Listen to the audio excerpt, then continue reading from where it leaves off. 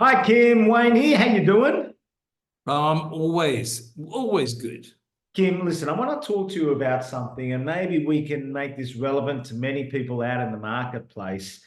When it comes to personal development and say shopping for the right book, what is the right book for me right now? I mean, I know you've got an extensive library. I know you're an author of a best-selling book, but when someone comes to you and says, "Oh, Kim, what book do you recommend for me?"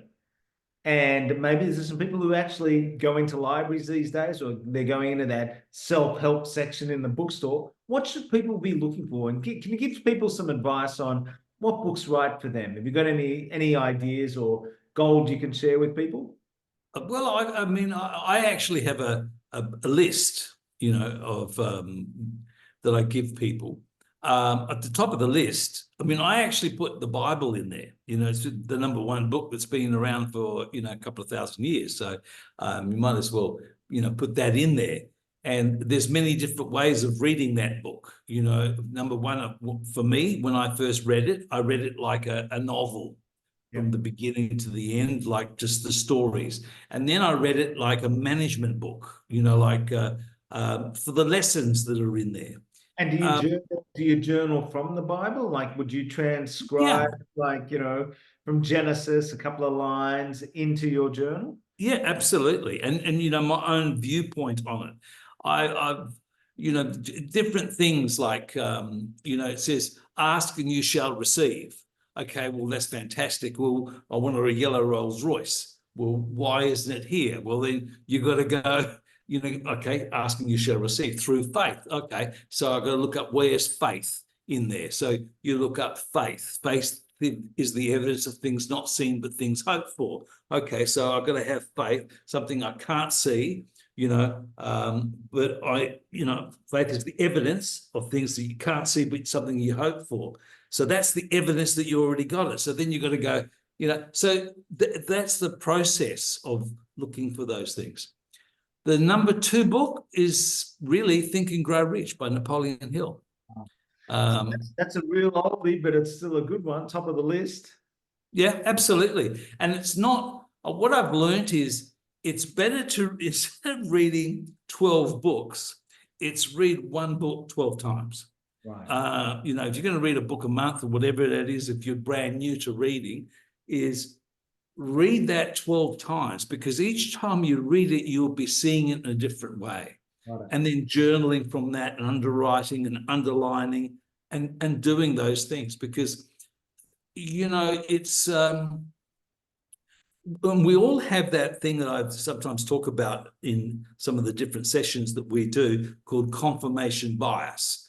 Once you've learned how something works, you're only looking for information that will confirm that same view, and you outright reject everything else. So you read a book and your confirmation bias is only looking for that information that you already know. So Yeah. you're not actually reading it. You're not seeing it all.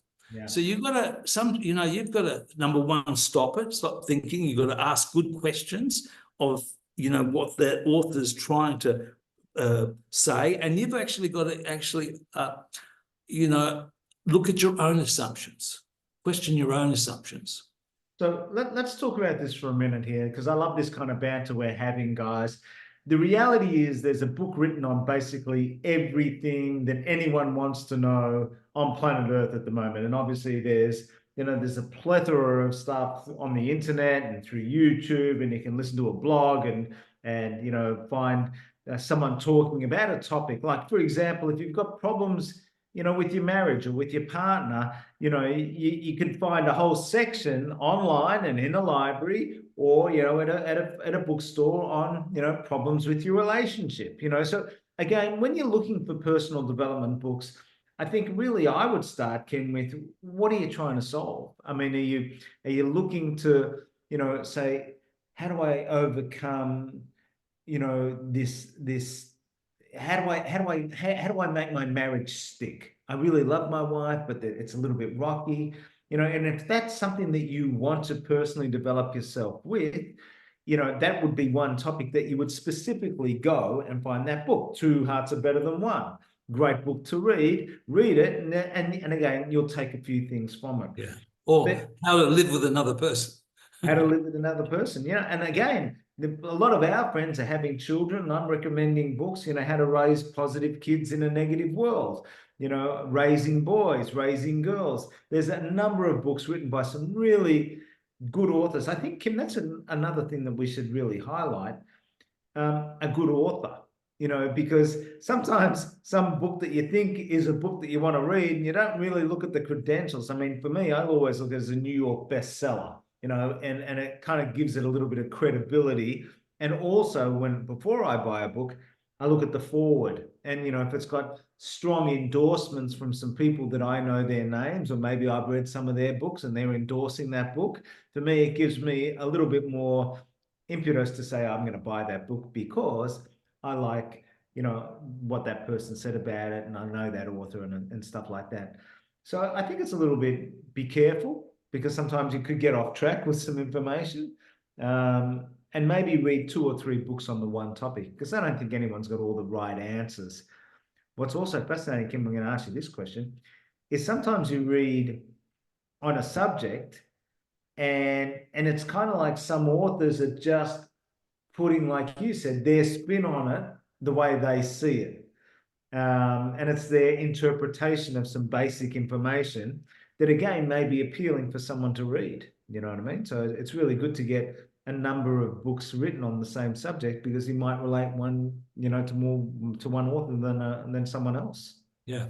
And and the other thing is this is referrals. When I say that, is the most powerful way of meeting somebody is third person, and somebody saying, hey, listen, I read this book, I really enjoyed it, this is what I got out of it, and they're sharing with you. That is a third person telling you about a book.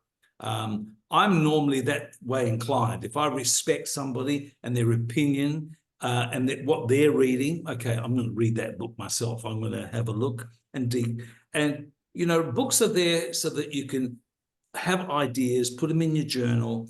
But once you really got to internalize it, dig down deep into the book, and put those things into action, because there's no point in just getting the information, I mean, I remember Jim Rohn said, the guy keeps on bringing stuff to the building site, and they say, aren't you ever gonna, start building? He said, I still got more stuff to bring. He said, they'll come and take him away in a straitjacket.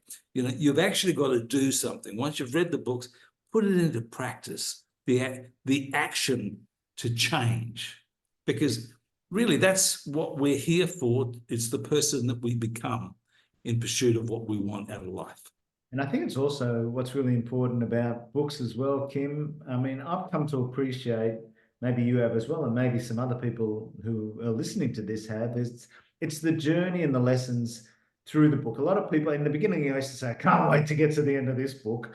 And you really miss the lessons in the journey of reading the book. And sometimes you need to stop, ponder, and then come back to it. And I don't know about you, but I often, when I read a book, go back a few pages before I go further into the book, just to, again, reread it to make sure it becomes something that I can really understand and relate to. And it's kind of fascinating.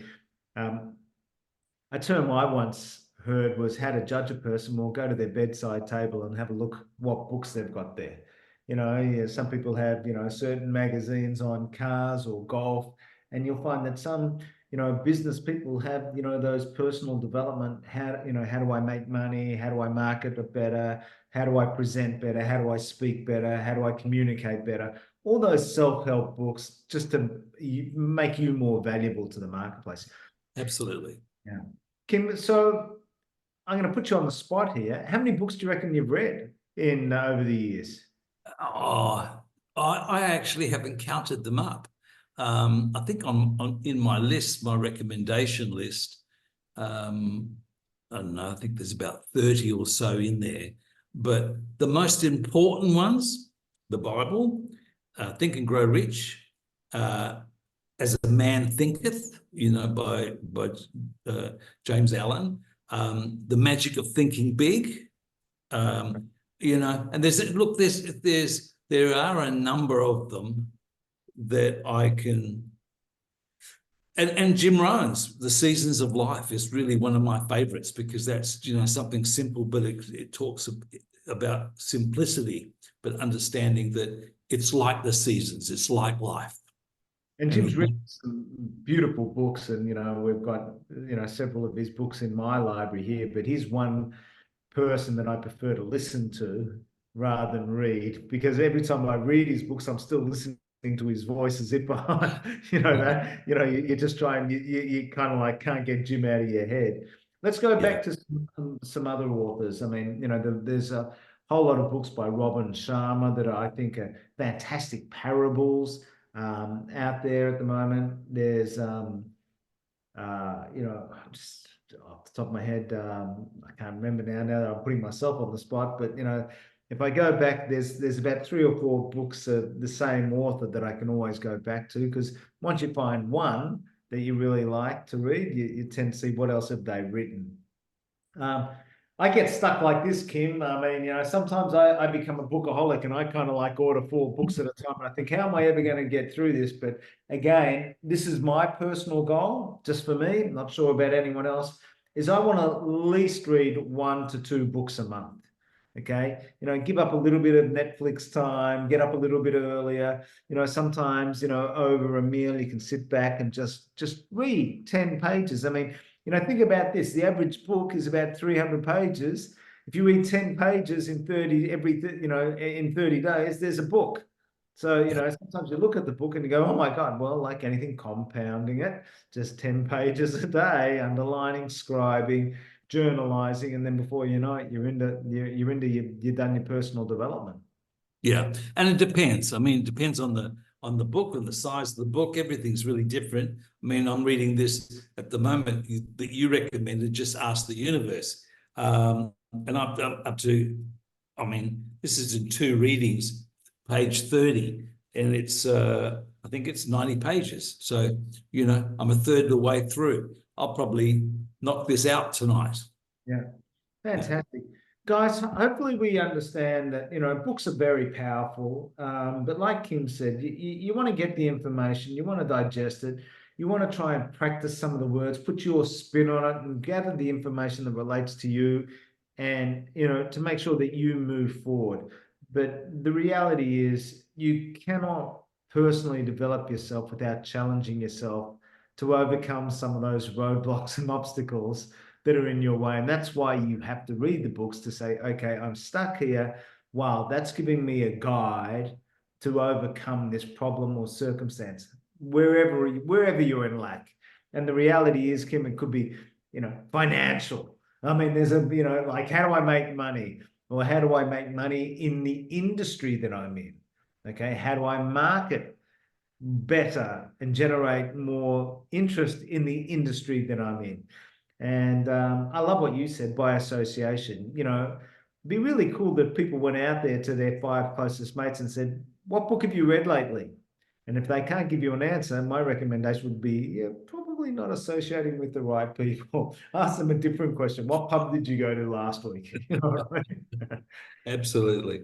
You want to be looking for somebody that is continually working on themselves and becoming a better them. And that's what reading the books is becoming a better you. And then that process, you'll be able to overcome any roadblocks and obstacles that come your way. And don't be embarrassed, guys, to underline the books, scribe in the books, and whoever picks up the book after you will understand that it's a work thing, it's a working book. And I don't know about you, Kim, but I know that when I move on to the next life, someone's going to go to my library and they're going to open up and they go, "Geez, this guy read a lot of books." I know, who knows what they're going to do with them all, but I certainly feel a lot more. I actually feel so much better when I'm putting good stuff in, and eliminating some of the other stuff that's out there. And just think about it, a legacy for the grandchildren to go back and go, wow, grandpa really read a lot of books. Yeah, fantastic.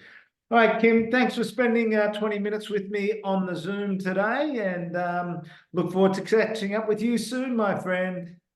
Okay.